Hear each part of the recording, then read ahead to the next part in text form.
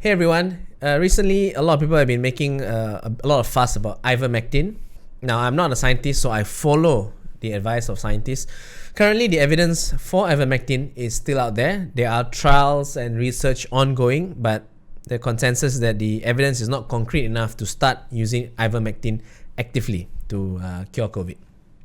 But an incident really triggered me and got me really upset. A friend of mine, he was mentioning to me that he has a colleague who has suddenly been so pro ivermectin that he has stocked up on ivermectin in his house.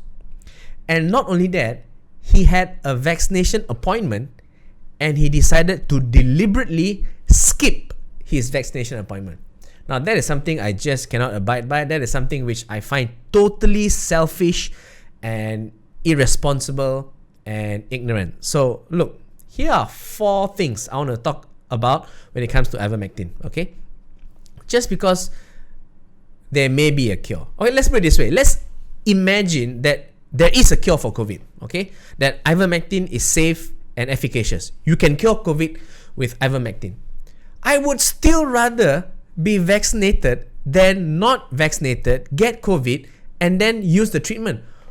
You are ignoring a very basic tenet of medicine, which is prevention is better than cure. Why would you rather gamble and get COVID and then cure it when you can prevent it from happening in the first place?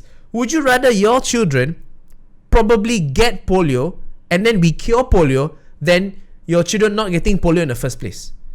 Just because we can cure gonorrhea doesn't mean you should fuck without a condom.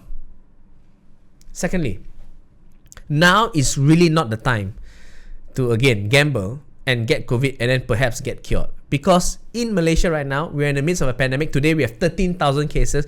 But the main problem is our hospitals are overwhelmed. Our healthcare resources are overwhelmed. I am privileged to know of very brave men and women in medical service in Malaysia, in the public service, and every day they WhatsApp each other stories of how they have to let patients go, how patients are being brought dead, how some of them don't even have time to sleep and eat, how the patients have to share the oxygen tanks, the oxygen cannulas, how they don't even have enough beds. And you have seen the videos of overcrowded hospitals in Malaysia.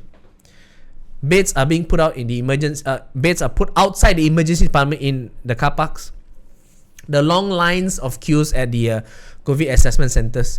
Now is not the time to be selfish and then maybe get COVID, and maybe you might be hospitalized due to COVID, and you're going to take up a bed space that you wouldn't have needed to take if you got vaccinated in the first place.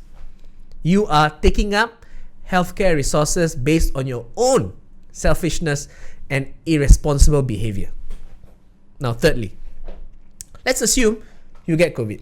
And yes, a lot of people get COVID, have no symptoms, and recover on their own. That's great.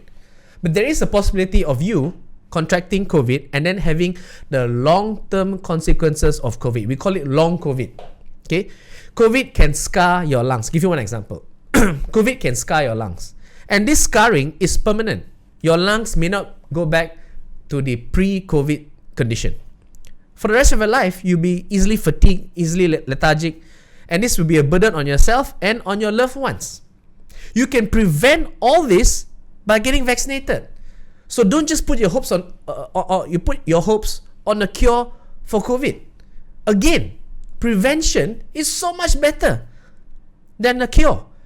All the doctors and nurses in the front lines would rather you get vaccinated, make a trip twice to get your 2 doses, than get COVID and potentially need to go to the hospital.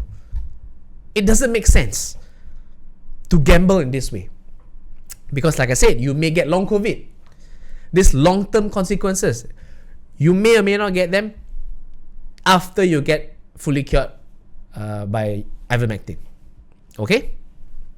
And fourth, what about your loved ones? Let's assume you don't get vaccinated, you get COVID, and you're confident that ivermectin can cure you. Sure, but won't your loved ones, your family, your friends, won't they be worried when you say, sorry, I am positive for COVID? Even though there's a cure for COVID, ivermectin, let's say in this hypothetical scenario, your loved ones will be worried. Your loved ones will be stressed. And not to mention, you can pass on COVID to your close family members and friends. But besides that, they would be stressed out, worried about you, your selfish ass. On top of this pandemic, on top of this economic uncertainty, why would you add on stress to your family members and your friends by gambling and maybe getting COVID? It doesn't make sense. So let me end by saying, just go and get vaccinated while waiting for the research and trial results to come out with regards to ivermectin. Okay, you're not going to lose out on anything. And by the way, all the vaccine hesitant people will always say, but what about these vaccines? They can cause side effects, right? Wow, blood clot. AstraZeneca will cause blood clot, can cause death. So many side effects. I don't want to take vaccine. But suddenly, when it comes to ivermectin, is this miracle magic drug that doesn't have side effects? Are you out of your mind? Of course, ivermectin has side effects also.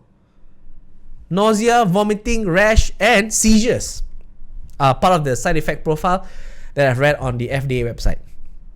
So suddenly, the side effects from ivermectin, it's okay. You can tolerate the side effects, but from vaccines, okay, not. Again, it doesn't make sense. So for all those of you who are pro ivermectin, yes, just wait for the results. But please do not equate ivermectin being a cure to no need to take vaccine. Go and get vaccinated. You're not smarter than everyone else out there. Just go and get vaccinated. If not, I slap you, then you know. A backhand gun. Get vaccinated.